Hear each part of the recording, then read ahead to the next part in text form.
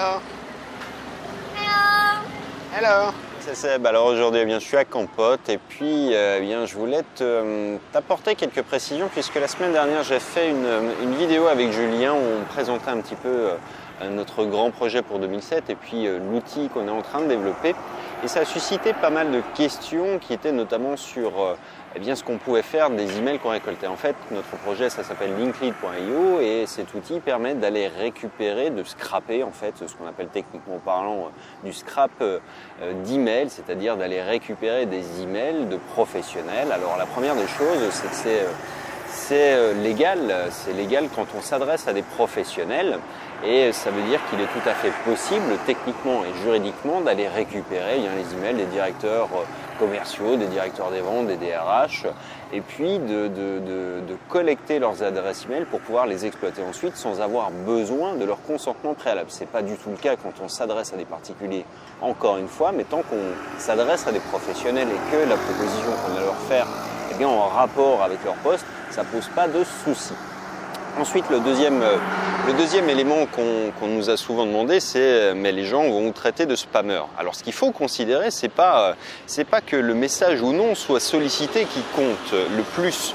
C'est-à-dire que moi, je suis inscrit sur certaines listes et les messages qu'on m'envoie sont tellement pourris en fait, que je me désinscris, que je reporte ça en spam, parce que même si j'ai donné mon consentement, le contenu qu'on m'envoie était sans doute pareil. Si le contenu n'est pas à la hauteur, tu te dis que c'est du spam tout simplement. Voilà, si tu t'inscris sur une liste où on était censé te parler, je sais pas, de jardinage et que tu reçois des mails pour du Viagra, tu vas dire c'est du spam. Le problème, c'est pas que tu aies donné ton consentement, donc c'est bien que les messages qu'on t'envoie soient pas en rapport avec ce qui t'intéresse. Et c'est ça le fond des choses, c'est qu'il faut partir d'un principe simple, c'est que si ton message il est bien construit, s'il apporte de la valeur, les gens vont pas te traiter de spammer, mieux, ils vont accueillir agréablement les ressources que tu vas leur offrir et puis ils vont considérer que tu leur rends service et dans ce cas de figure-là, c'est quelque chose qui est très positif.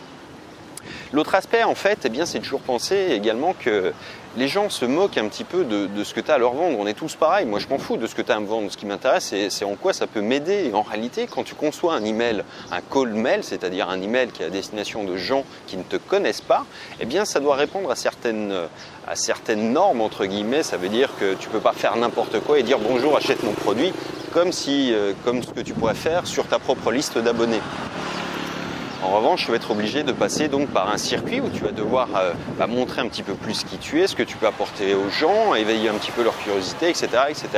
Alors, comment est-ce qu'on conçoit un bon cold mail, c'est-à-dire un email que tu vas envoyer à quelqu'un qui ne te connaît pas? La première des choses, c'est de segmenter. Ça veut dire que tu vas faire en sorte d'avoir des listes qui sont très ténues. Si tu cherches à contacter des artisans, les artisans c'est beaucoup trop large parce qu'ils ont tous des problématiques différentes. Si tu dois concevoir une campagne, tu vas t'intéresser à trouver des plombiers par exemple et tu vas écrire un message qui s'adresse aux plombiers. Mieux, tu peux encore sous-segmenter ta liste, ça peut être les plombiers qui seraient spécialisés dans quelque chose et tu vas scraper des listes qui vont être très segmentées et puis de l'autre côté, tu vas concevoir un message qui va être adapté à cette cible-là. Alors évidemment, plus ta liste est segmentée, plus c'est facile de construire un message parce que tu peux trouver des patterns des gens et tu vas pouvoir leur parler et construire un message dont ils doivent avoir l'impression qu'il s'adresse à eux, qu'il a été écrit pour eux et pas qu'il est écrit en masse. Si tu parlais à tous les artisans, tu aurais du mal à le faire, mais quand tu parles à un plombier, tu vas imaginer toutes les problématiques et tu vas, je sais pas, te poser les questions que lui se pose pour développer son activité par exemple et tu vas avoir un message qui est très parlant. De cette manière-là, tu vas pouvoir très vite, dans l'idée, construire en fait l'idée que tu es là pour apporter quelque chose, apporter de la valeur et donc du coup créer une première connexion. On cherche jamais rien à vendre. Et il faut qu'un premier mail, ça soit généralement court. Alors il y a des théories qui disent l'inverse, mais moi selon tous mes tests, plus le message il est quand même court et mieux c'est. Et ensuite, l'idée c'est de créer de l'attention, de l'envie. Alors ça veut dire de poser une question. Par exemple, ce qu'on cherche à faire, c'est à créer un échange au départ. Alors on ne peut pas écrire un pavé entier à quelqu'un que tu connais pas. Mais en revanche, quelques lignes et demander voilà, si ça les intéresse qu'on les contacte ou si ça les intéresse d'en discuter, de prendre rendez-vous. Bref, on peut leur demander plein de choses et une petite question, c'est quelque chose qui marche très bien pour créer ce type d'interaction. Et surtout, en fait, pour que ça fonctionne, l'erreur que plein de gens font avec le call mailing, c'est de penser qu'on s'arrête au bout d'un message. Non! Tu peux aujourd'hui facilement savoir si quelqu'un a ouvert ton message, s'il a répondu et t'adresser à des segments en fait de gens. Par exemple, ceux qui n'ont pas ouvert ton message, ça peut être parce qu'ils l'ont pas vu, ça peut être parce que le titre il les a pas interpellés. Donc tu vas pouvoir en renvoyer un premier, un deuxième. Et évidemment, après on va s'arrêter. Mais après, de la même manière, tu vas relancer d'une manière différente les gens qui ont ouvert mais qui n'ont pas répondu, et ainsi de suite. Et donc tu vas construire une séquence d'emails qui va être optimisée pour ça. Et ça apporte énormément de résultats. Quand elle est bien faite, encore une fois.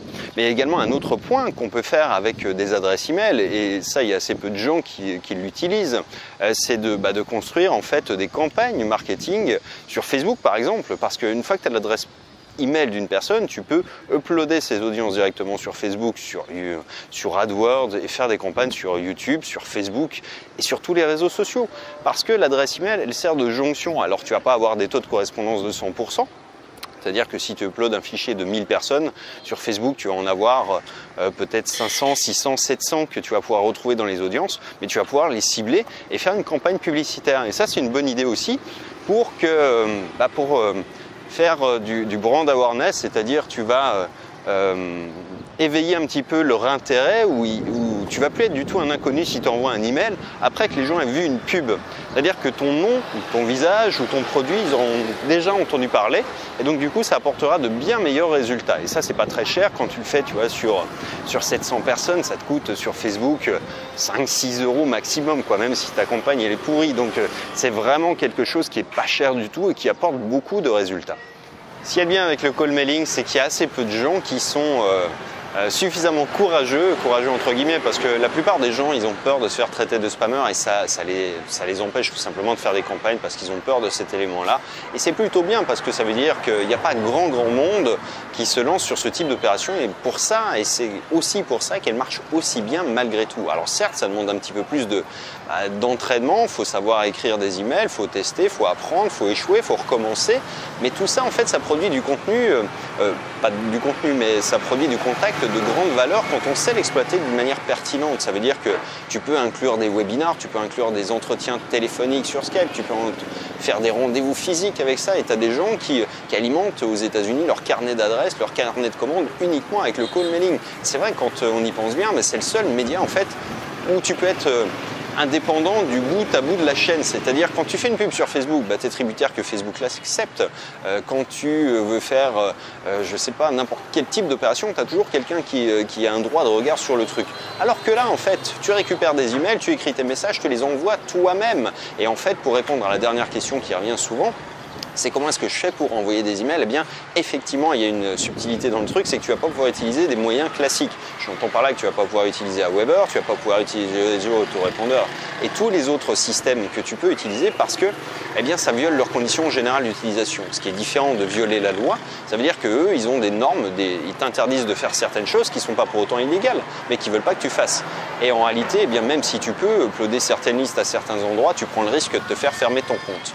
Donc nous, ce qu'on utilise pour nos opérations, eh bien, c'est d'avoir nos propres serveurs de mail, d'envoi, et on a nos propres infrastructures techniques, c'est-à-dire qu'on a nos propres serveurs, on a nos propres règles à nous et personne n'a le droit de regard dessus.